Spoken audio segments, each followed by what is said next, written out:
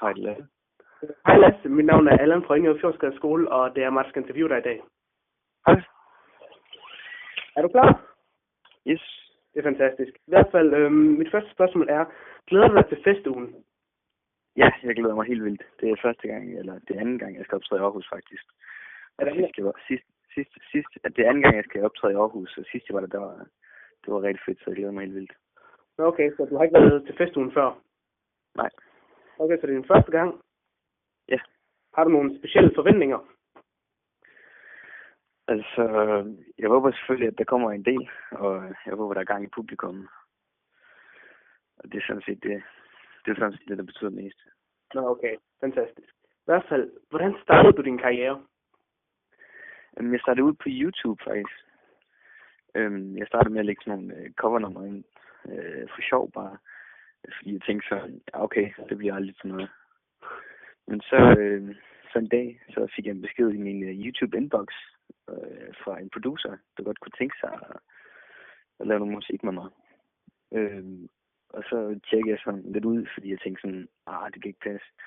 Men så tjekkede jeg ham så ud, og så fandt jeg ud af, at han har arbejdet med Avicii og alle de store der, og i det kors faste producer og sådan noget. Wow. Og så fik jeg en sangskriver på, som også er sangskriver for Rihanna og Jennifer Lopez og så videre. Og sådan noget. Jamen, og så begyndte jeg så at indspille sange sammen med ham produceren, Jesper Sidemann, som fandt mig. Og det var sådan, det hele startede. Så det gik meget stærkt lige pludselig. Så da du startede, havde du sådan nogle specielle forventninger eller håb? Altså, først da jeg lagde på YouTube, der havde jeg slet ikke nogen forventninger. Men da jeg blev fundet, så tænkte jeg sådan, fordi det har altid været min drøm, men det har bare været så surrealistisk, at jeg ikke troede, det kunne ske. Men så da det skete, så fik jeg de der forhåbninger der med, at man håber jo på at blive international star og sådan noget.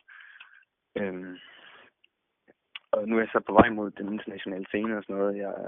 Jeg får nye kontrakter og sådan noget, så det går fremad.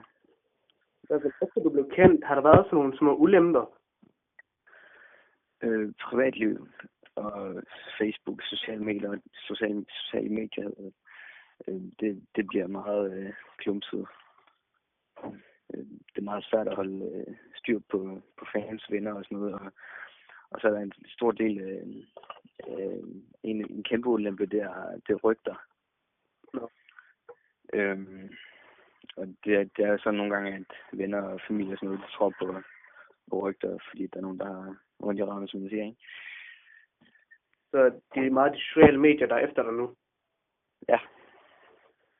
Men da du så startede, hvad var det, der inspirerede dig til at fortsætte, og hvad motiverede dig?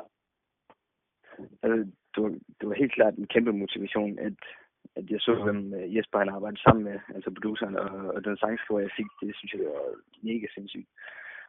Men min inspiration, den har altid været Justin Bieber. Jeg blev kaldt den skandinaviske Justin Bieber, selvom at jeg har sagt til bladene, at jeg egentlig hellere var mig selv, jeg kendes for at være Lasse Meling og ikke Justin Bieber og sådan. Fordi han er bare en rollemodel på en måde. Okay. Har du også nogle fremtidige forventninger for dig selv? Altså, jeg har nogle mål om at komme hen og spille nogle store steder i USA og sådan noget, selvfølgelig sådan noget New York og sådan noget.